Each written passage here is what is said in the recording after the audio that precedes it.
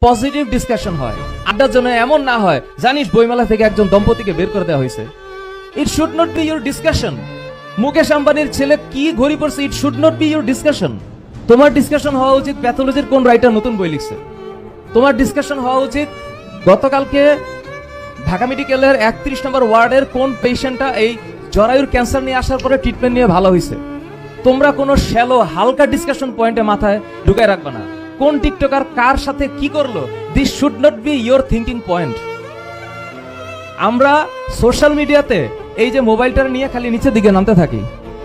আর আমি ওই যে চিটংয়ে তোহাকে নিয়ে আমি একটা কথা বলছিলাম, মোবাইলটা নিয়ে আমরা নিচের দিকে যেতে থাকি আর এমন সব কিছু আমার সামনে আসে যেটার জন্য আমি তৈরি না। রাইট?